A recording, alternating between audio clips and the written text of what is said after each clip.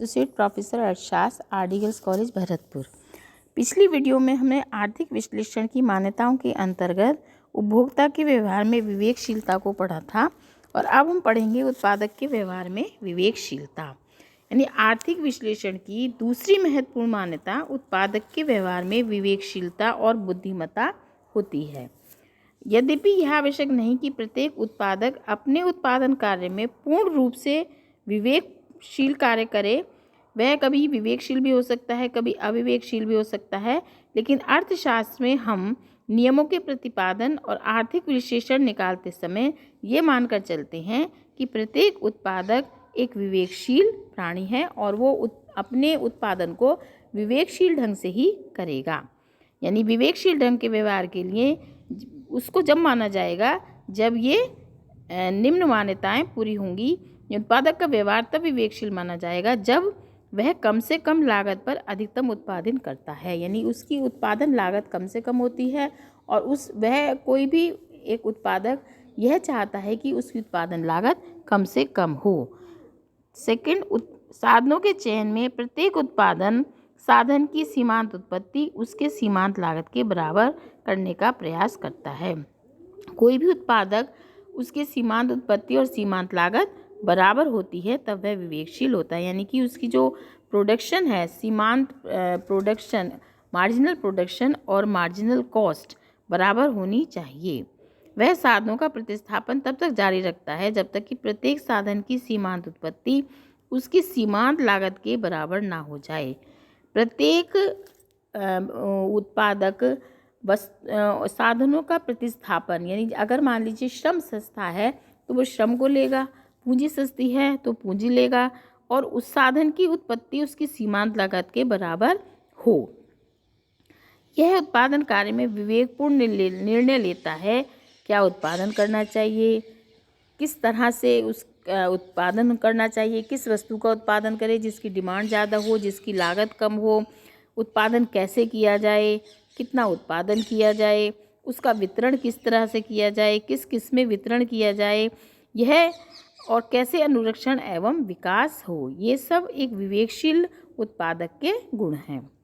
अर्थव्यवस्था की आधारभूत समस्याओं के विवेकपूर्ण समाधान की सामर्थ्य, शक्ति और तत्परता हो।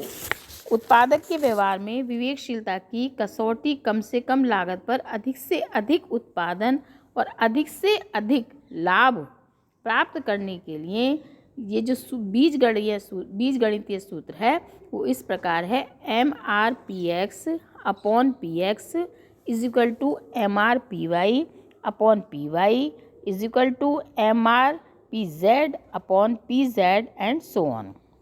इसका अर्थ ये है कि MRP विभिन्न उत्पादन लागतों, उत्पादन साधनों की सीमांत आगम उत्पत्ति और P इसमें उत्पादन साधनों की कीमत। यानी कि जब हम सीमांत आगम उत्पत्ति को X वस्तु की कीमत से भाग देते हैं और सीमांत आगम उत्पत्ति Y को PY से साधन की कीमत को भाग देते हैं तो बराबर होते हैं। और कोई भी Z सीमांत आगम उत्पत्ति Z और विभिन्न साधन की कीमत को हम भाग करते हैं तो वो हमारे बराबर होनी चाहिए। यानी X, Y, Z क्रमशः विभिन्न उत्पादन साधनों की श्रम, भूमि, पूंजी और साहस को व्यक्त करते हैं। Q प्रत्येक उत्पादन साधन की उत्पादन में प्रयुक्त मात्रा का द्योतक है। इस प्रकार प्रथम सूत्र में, यानी कि ये MRPX upon PX is equal to MRPY upon PY, MRPZ upon PZ में ये स्पष्ट किया गया है कि प्रत्येक उत्पादक कम से कम लागत पर अधिकतम उत्पादन के लिए विभिन्न उत्पादन साधनों का प्रयोग एवं प्रतिस्थापन जब तक करता है जब तक कि प्रत्येक साधन की सीमांत आगम उत्पत्ति, उसकी कीमत का अनुपात परस्पर एक दूसरे के बराबर नहीं हो जाए। प्रथम सूत्र कुल उत्पादन व्यय प्रतिजन्य पर ध्यान नहीं देता, जबकि व्यवहार में प्रत्येक उत्पादक के पास पूंजीगत साधन सीमित होते हैं। यानी पूंजीगत साधन सीमित होते हैं और उन सीमित साधनों से वो आदर्शतम संयोग के माध्यम से अधिकतम उत्पादन करना चाहता है। अतः कुल उत्पादन के परिप्रेक्ष्य में साधनों के अनुकूलतम संयोग द्वारा कम से कम लागत पर अधिकतम लाभ के लिए दूसरी शर्त भी पूरी होनी चाहिए। यानी कि जो आपकी पहली इक्वेशन है MRPX upon PX is equal to MRPY upon PY, MRPZ upon PZ और QX into PX plus QY into PY plus QZ into PZ and so on, ये बराबर होना चाहिए कुल द्रव्य लागत। यानी दोनों ही इक्वेशन की शर्त पूरी होनी चाहिए। ये दोनों शर्तों के साथ पूरी होने पर उत्पादक के व्यवहार में विवेकशीलता की सत्यता को सिद्ध होता है। क्या वास्तव में उत्पादक और उपभोक्ता विवेकशील होते हैं? अब हम अर्थशास्त्र में तो हम ये देखते हैं कि एक उपभोक्ता और एक उत्पादक दोनों ही विवेकशील हैं, यानी दोनों ही स्व विवेक से काम करते हैं।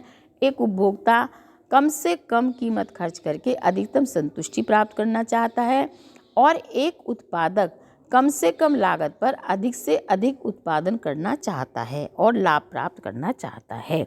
तो क्या वास्तव में ये विवेकशीलता की मान्यता परिपूर्ण होती है?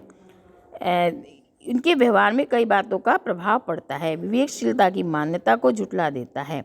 उपभोक्ता और उत्पादक के विवेकशील व्यवहार को प्रभावित करने के लिए कुछ घटक हैं। वो इस तरह से हैं कि उपभोक्ता और उत्पादक की अज्ञानता।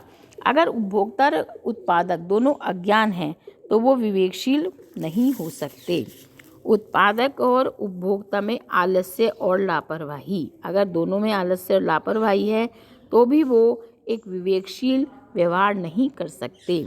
रीति रिवाज, आदत, फैशन, कभी कभी उपभोक्ता अपने विवेकशील होते हुए भी रीति रिवाज, फैशन, इनके लिए मजबूर होकर अधिकतम संतुष्टि का विवेक नहीं दर्शा सकता। जैसे मान लीजिए कोई फैशन चला है तो उस समय वो वस्तु महंगी है, उसको पता है वो वस्तु महंगी है लेकिन फिर भी वो खरीदेगा।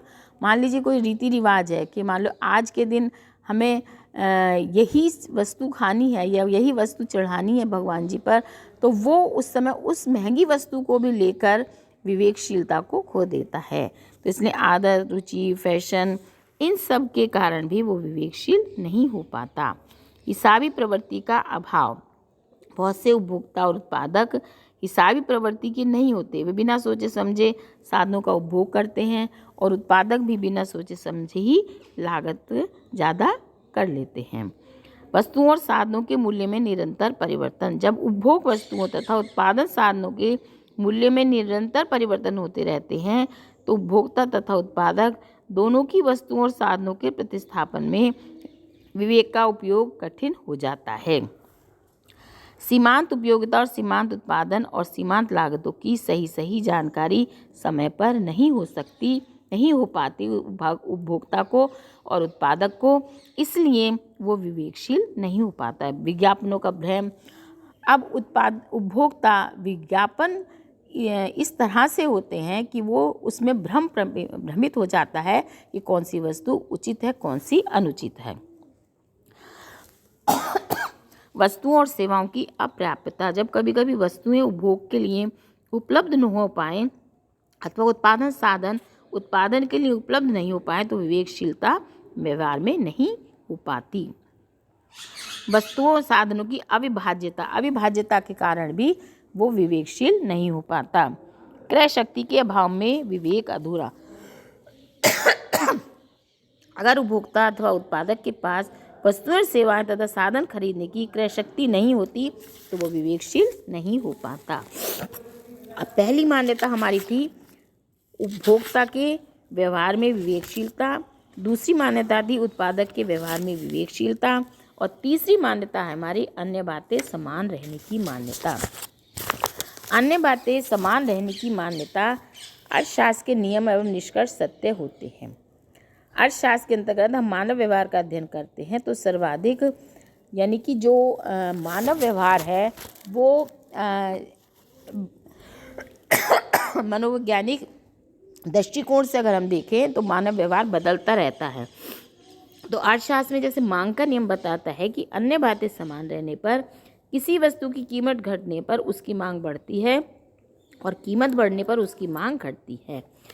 इस नियम की मान्यता लेने पर यानी उपभोक्ता की रुचि, आदत, फैशन, प्रतिस्थापन वस्तुएं, पूरक वस्तुओं की कीमतें, भावी कीमतें, इन सब को हम स्थिर मान लेते हैं, तब ये सिद्धांत लागू होता है।